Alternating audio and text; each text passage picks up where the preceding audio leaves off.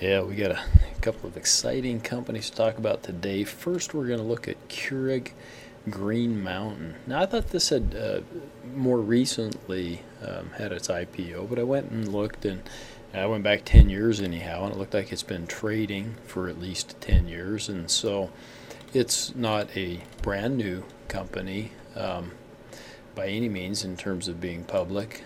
Been around for a little while, but it's been recently that it has apparently been making news and doing exceptionally well.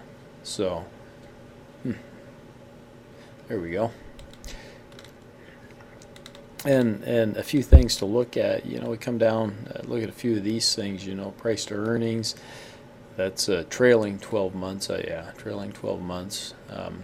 Actually a little bit below the industry. The industry appears to be fairly high. Their forward PE is 24.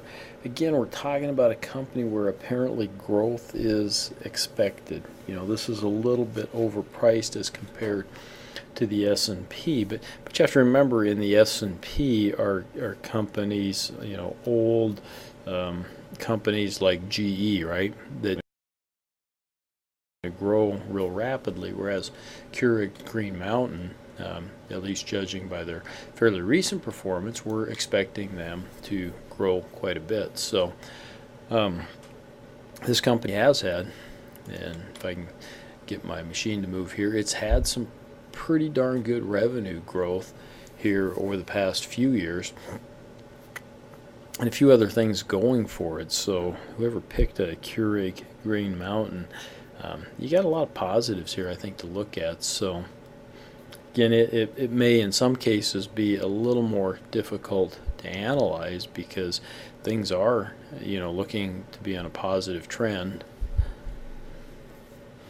Sorry, my machine's kind of froze up again. There we go. Hopefully it'll kind of work now. Interesting, some of the competitors, of course, Nestle, it says, Danone, I don't know what that is, Kraft Food. Of course, those companies, one, they're probably way bigger than Keurig Green Mountain. Two, they also deal in many other types of products other than coffee, and I don't know what all Keurig Green Mountain does, probably coffee, teas, and those types of things. It does have a market cap of $18.2 billion, so that's a reasonably good-sized company. We'd probably call that a mid-cap in today's day and age. But just briefly, we look at some revenue growth here from, it looks like their year-end is in September, right? So from 2012 until the recent September here, went from 3.8 billion up to 4.7 billion. So that's a nice little increase, right? And at the same time, their balance sheet, look at the total stockholders' equity from 2.2 billion up to 3.4 billion. So that's actually an even nicer increase. So in addition to revenue growth, it looks like they're doing other things that are helping to promote equity growth in the company, right? So let's go take a look at its financials a little more specifically. So, because it's got some cool things going on.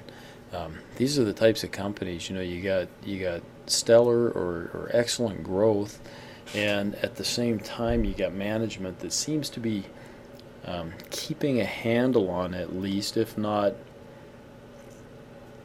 actually reducing some of the operating expenses and cost of goods and those types of things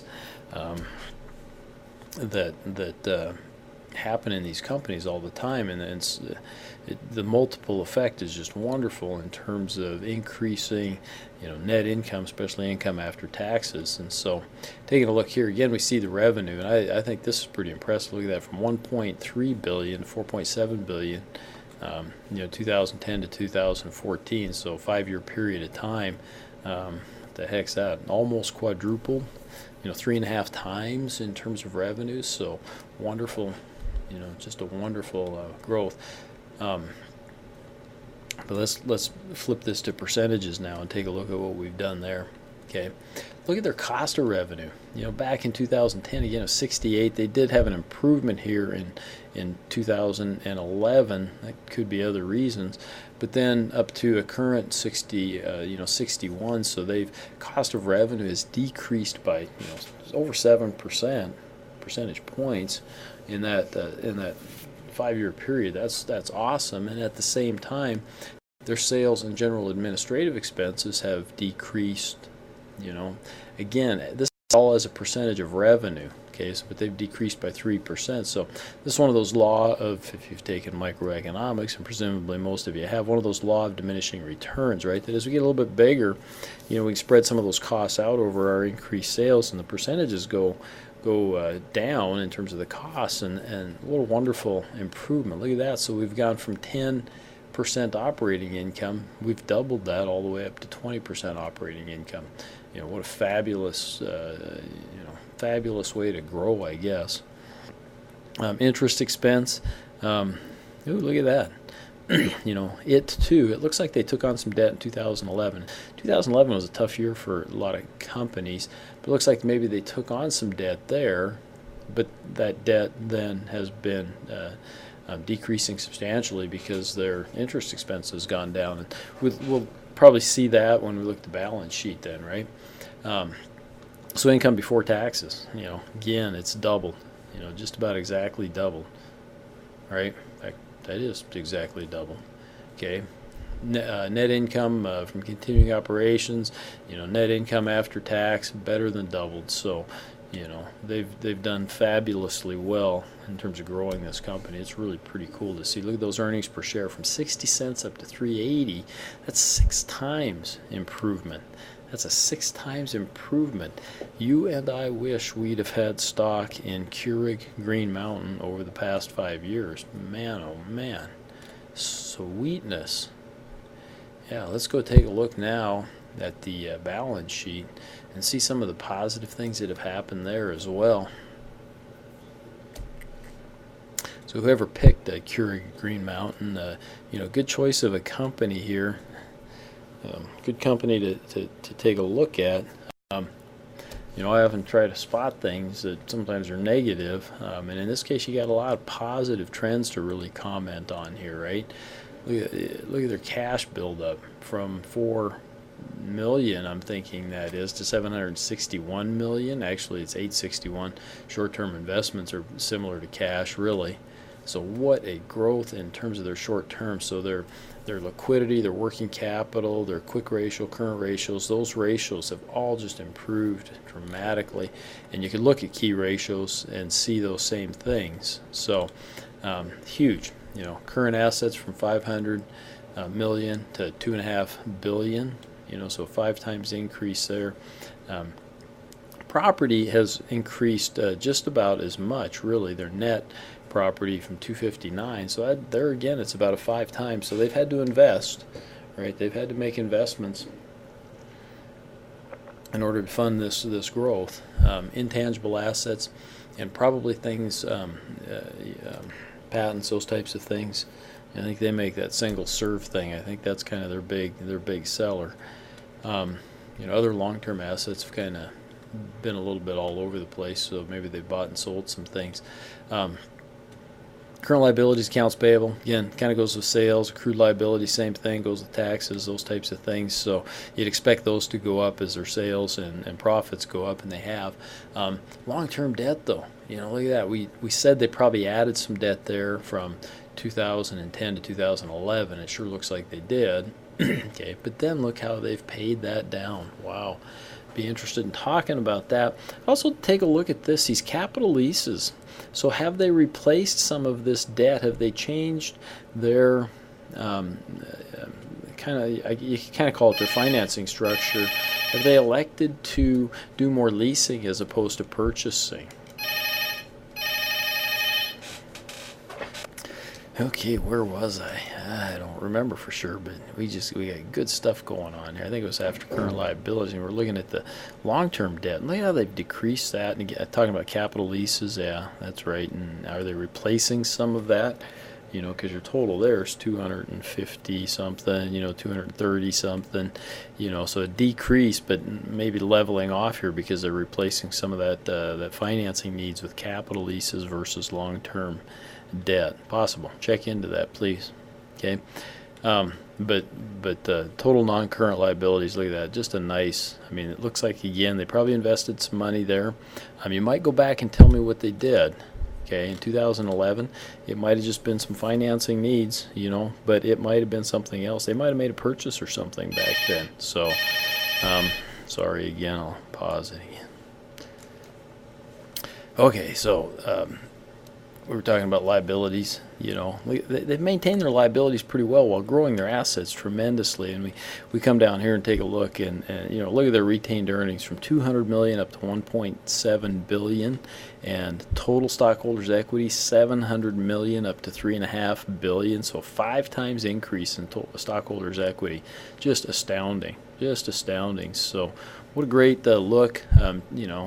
Take a look at some of that stuff. Again, I'm interested in the capital leases. I'm interested in their growth. What's keying their growth? I'm kind of interested in back here when they took on that debt. Did they make a purchase or something? You might want to take a look at that. So, all right, I'm going to bounce. Try to get a couple in today, like I have been. The other one I was going to take a look at today was another. This one is new. Another begins with a G. GPRO or GoPro. This one is pretty new in terms of its IPO. It's just been in the last year or so. I think it's going gangbusters. Okay, now we might have information from before it went public, because that's one of the requirements of going public. Nice little chart there just in the last month or so. But they have to supply information from prior years, and so we do. We've got a nice little shot of the revenue. Their year ends the year end, normal year end, so they went from $500 million to $1.4 billion in revenue. Okay. Hopefully the phone will quit ringing. Friday afternoon and damn phone's ringing. Gosh. Okay, so we were looking at the revenue, some things that we get to look at. Yeah, earnings per share, obviously 2012 they hadn't gone public yet, so they didn't have earnings per share. Okay, or at least non-disclosable earnings per share. We see their asset growth and whatnot, total assets, total liabilities. Look at their shareholders' equity. Wow, just some nice moves there. Okay, again, a new company. We're not going to get as much information in this historical look, like we have with some of the others. Okay, and this company is also it's a relatively new type of product, right? So what do we compare it to? That I don't know. I don't know what we compare it to, and so we got to look at itself kind of individually and take a look at some of the things. Here's a concern, right? It's cost of revenue or cost of goods sold. 48 jumped up, but it's come back down a little bit here in 2014, right? We've seen a reasonable decrease in their sales, general, and administrative costs, but they're spending a lot of money on research and development. You would be remiss, okay, if you didn't comment on that, here, this is as a percent of revenue, right? So they've gone from 3.7% to 11%. Let's go back and look at the dollars, though, and let's just take a look at how many dollars we're talking about they're spending. From $9 million in R&D to $152 million in R&D. This is a company that's really concerned about staying ahead of the game. It's going to be, similar to Apple, right?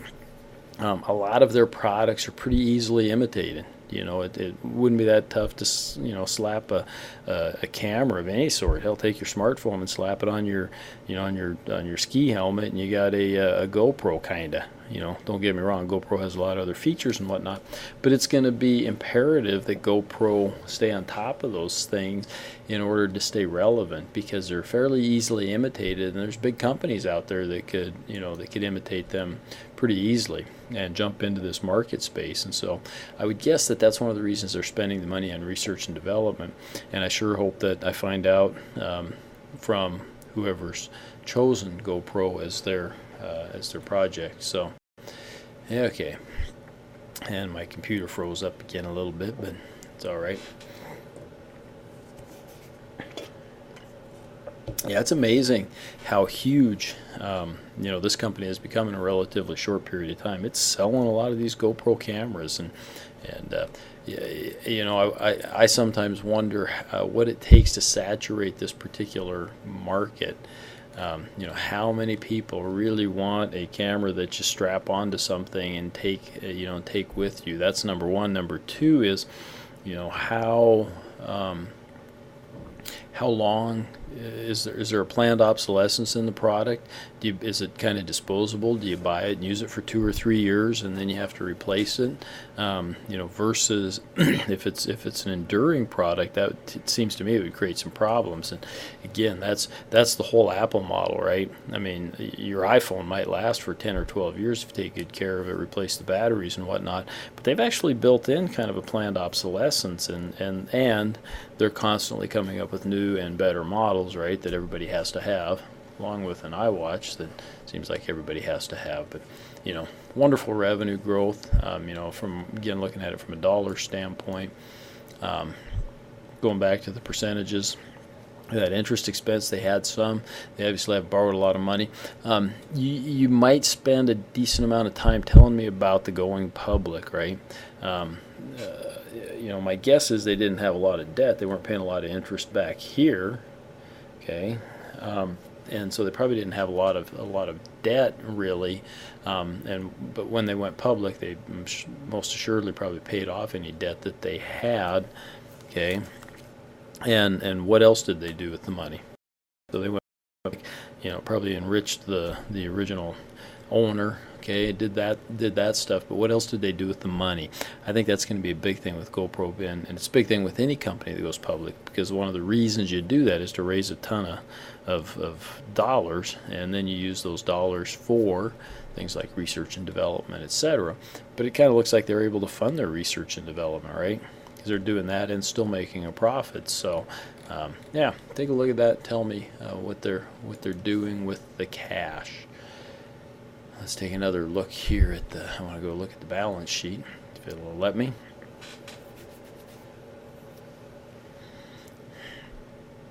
Just quickly.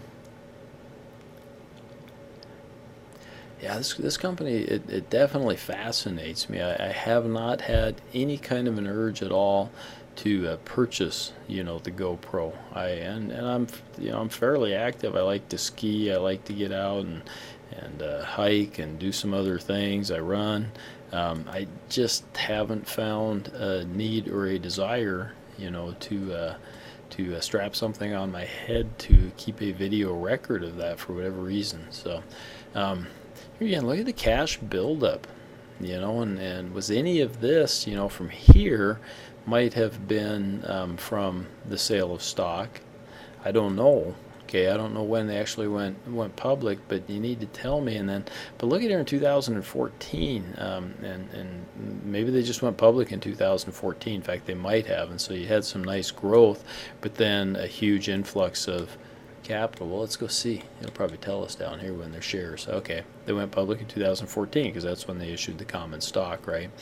And so that's why we saw this huge increase then in cash and cash equivalents, although some might have come from the profits in as well. A little buildup of inventories as to be expected. No debt really to speak of, right? Gross plant and equipment, of course, they have as other assets. Oops, I got to come down here to the debt, but accounts payable, no big deal. Accrued liabilities, those things are usually in conjunction, like I've said, with the sales. No long-term debt. They had some, boom, paid her down, paid it off when they went public. Other long-term liabilities might be some leases, those types of things. Hard to say. And here's their account. Look, total stockholders' equity from a negative, and that was before they were public, to a positive. But a lot of this is not so much a result of the operations. This is probably a result of the going public. So you're going to have a unique, whoever's doing GoPro here, you're going to have kind of a unique paper, because you're going to have to devote a decent amount of it to the going public as opposed to the ongoing operations that I might expect with some other public corporations. So that's it for tonight for those companies. So thanks. Have a great weekend.